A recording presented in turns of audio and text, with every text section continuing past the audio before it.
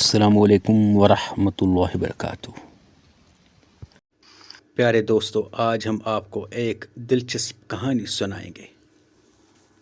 ایک پرانے شاندار حویلی میں، جہاں وقت کی دھول اور پرانی یادیں بس رہی تھی، ایک بوڑھا دولت مند مالک رہتا تھا۔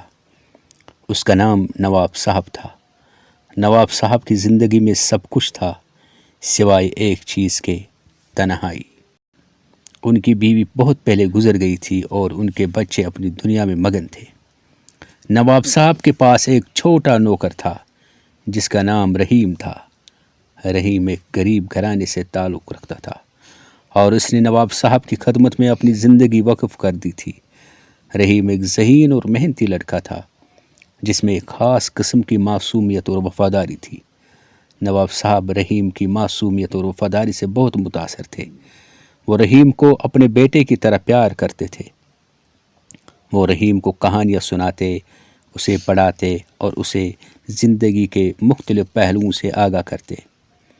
رحیم بھی نواب صاحب کی خدمت میں کوئی کسر نہیں چھوڑتا تھا۔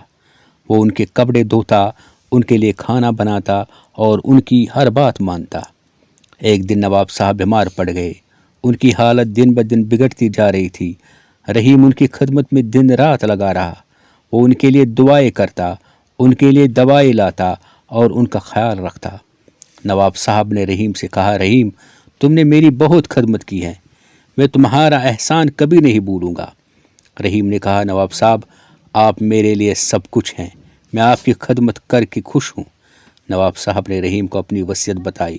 انہوں نے اپنی تمام جائیداد رحیم کے نام کر دی۔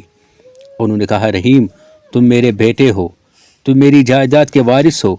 رحیم یہ سن کر حیران رہ گیا۔ اس نے کہا، نواب صاحب، میں آپ کی جائیداد کا وارث نہیں بننا چاہتا، میں صرف آپ کی خدمت کرنا چاہتا ہوں۔ نواب صاحب نے کہا، رحیم، میں جانتا ہوں کہ تم ایک اچھے انسان ہو، تم میری جائیداد کے حقدار ہو۔ نواب صاحب کی وفات کے بعد رحیم نے ان کی وصیت کے مطابق ان کی جائیداد سنبھالی۔ اس نے نواب صاحب کی یاد میں ایک خیراتی ادارہ قائم کیا جس میں غریبوں اور ضرورت مندوں کی مدد کی جاتی تھی۔ رحیم نے نواب صاحب کی تعلیمات کو اپنا رہنما بنایا اور ایک نیک اور کامیاب زندگی گزاری۔ اس کہانی سے ہمیں یہ سبق ملتا ہے کہ محبت اور وفاداری ہر چیز سے بڑھ کر ہیں۔ آپ کو یہ کہانی اگر پسند آئی ہے تو لائک کیجئے، شیئر کیجئے اور سبسکرائب کیجئے۔ السلام علیکم ورحمۃ اللہ وبرکاتہ۔